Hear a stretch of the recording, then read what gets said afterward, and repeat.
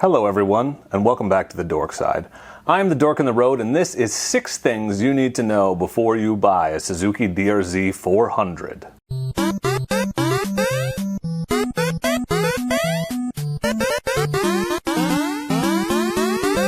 That's right everyone, I am the Dork on the Road and I want to be your internet riding buddy. And I'm better than your regular riding buddies because I'm available whenever you want and I come with a mute button. So please consider subscribing and don't forget to turn on those notifications so that you know when I post awesome new content just like this. This is my Suzuki DRZ400S.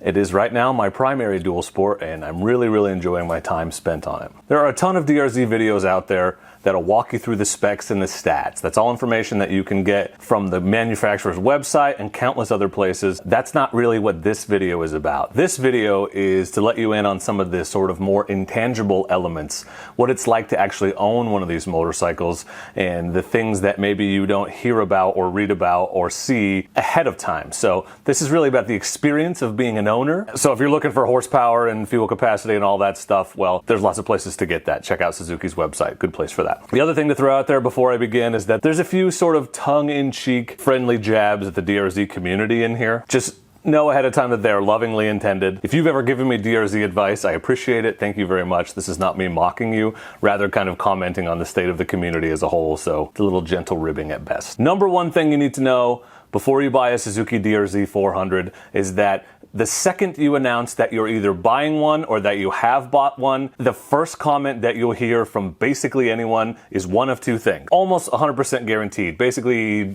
96% of the time when you mention it, you're going to hear either A, sucks about the carburetor, that thing's not fuel injected, or B, it doesn't have 6 gear, only 5 gears. Those are the first two things that come up in almost any conversation about the DRZ400. So if you didn't know them, welcome to the community, you're now part of us, feel free to complain about those things as much as you'd like. In my experience, the carb thing hasn't really been a negative factor for me. It hasn't bothered me in any way. I came from a CRF250L, a fuel-injected bike, and the difference hasn't been vast in my experience. I've had it up to 6,500 feet. I've ridden it at sea level. The only thing I really haven't done is ridden it in super cold temperatures, but that's coming this winter, so I'll update you if that makes a difference. But basically, you start it, you twist the throttle and go, it's a motorcycle. So if you feel like fuel injection versus carburetor is going to make a massive difference in how the motorcycle feels and performs, I'm going to tell you right now, at least in my experience, it hasn't. The second thing, the lack of a 6th gear, sure, that will affect you if you spend a lot of time on the highway, but most people don't buy these bikes to spend a lot of time on the highway, and frankly, it's very capable even on the freeway. I made a video about that, which I will post here for you.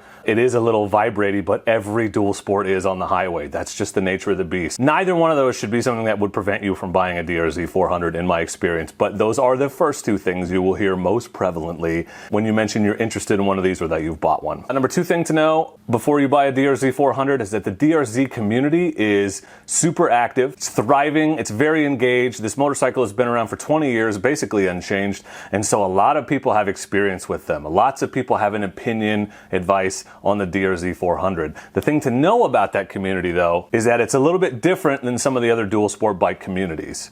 And there's a couple reasons for that. As an example, like I mentioned, I had a CRF250L before. That crowd, for the most part, was your sightseeing, just trying to get out in the woods and see things, commuter, taking it easy types, with a few who like to push it a little harder, push the bike to its limits, see what they can make it do up to and beyond its capabilities. But for the most part, most people are taking it easy, pretty laid back. The DRZ community seems to attract more of the pushing it, adrenaline-based, let's see how hard I can ride the bike types. The ones that are more interested in the thrill of riding and riding hard than necessarily just sightseeing. That's not to say those people don't exist, they do, but I feel like this community, and those of you that are members of it will back me up here, I'm guessing, seems to attract more people who are interested in riding a little bit harder. And the other side to that is that there's also the DRZ400SM, the supermoto, and so there's a definite hooligan community, wheelie, stunting, all of that sort of bent to a part of the community, and so that influence bleeds over to the dual sport side as well. The community is definitely different than other dual sport bikes in my experience, both by virtue of it having been around for a long time and by virtue of the higher performance and capability of the bike and the supermoto influence, because lots of people ride these bikes. They have supermotos that convert back and forth, and so that element is there.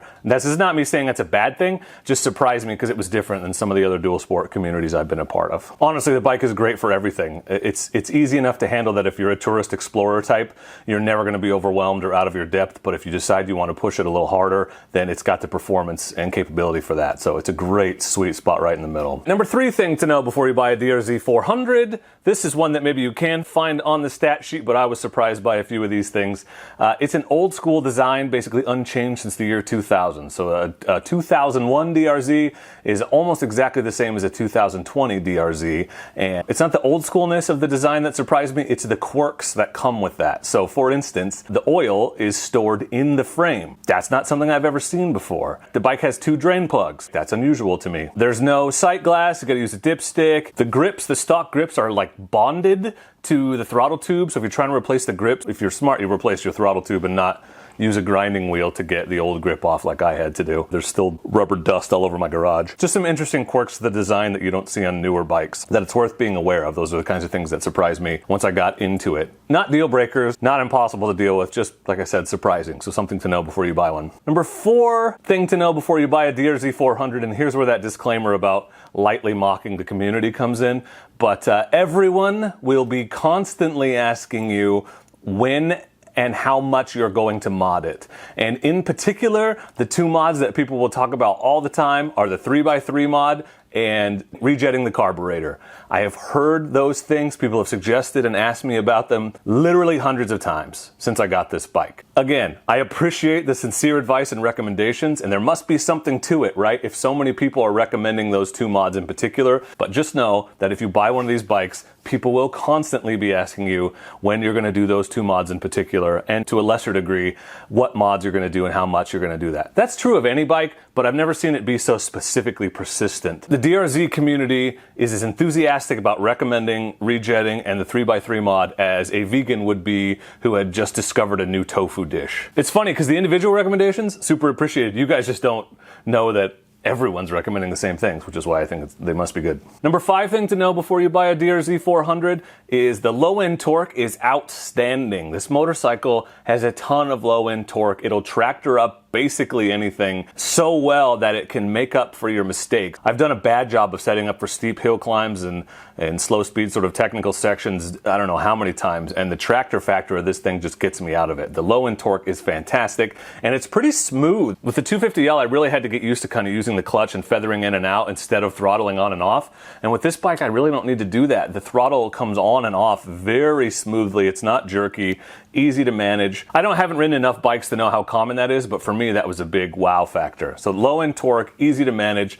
The thing is a wheelie machine. If you don't believe me, just go Google DRZ stunt videos and you'll see what I'm talking about. That low-end torque is great for popping the front end up and over obstacles. You can get that burst of power when you need it and manage it easily, but you don't have to pick up a lot of speed. It's just got really good torque. So I don't think I really understood what torque was and how important it was until I started riding this bike a lot. So the torque, low end, really awesome. And number 6, the last thing you need to know if you're thinking about buying yourself a DRZ400 is that it's awesome. It's an awesome, reliable, super fun to ride bike in almost every situation. I honestly like riding it so much, and it's so fun both in the woods and around town that I would seriously consider getting another one and keeping it in supermoto trim. Yes, I know I can just buy the wheels and swap them back and forth, but I also know I'm too lazy to ever do that. And the point I'm trying to make is it would be worth the money to me to buy a second one to ride around town in supermoto trim because it's just that fun to ride. It just feels like a part of me. It feels like the bike I was always meant to be on. It's a really great bike, super reliable. You can beat the shit out of it.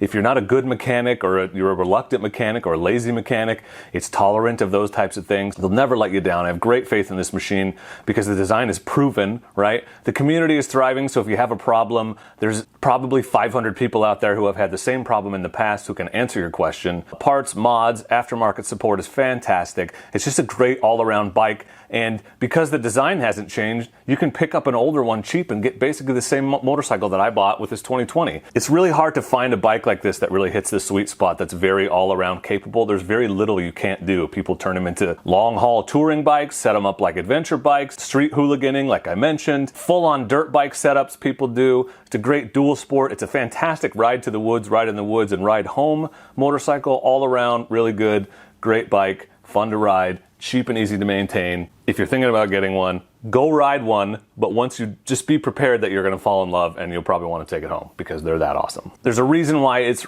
this model as it is has existed for 20 years, why it continues to sell well, why people keep buying them, why Suzuki doesn't retire or update it. It's because people are buying it because it's awesome. If you have any questions, thoughts, feelings about the DRZ, you want to contribute any reasons or things people need to know? Are you a veteran DRZ owner who's had one for a long time? What do you think people need to know before they buy it? Let us know in the comments. But thank you very much for watching. I appreciate you. Consider subscribing if you haven't. Lots of DRZ and other dual sport content to come. But for now, and as always, I just want to say thank you very much for watching, and please do not forget to be excellent to each other. Thank you.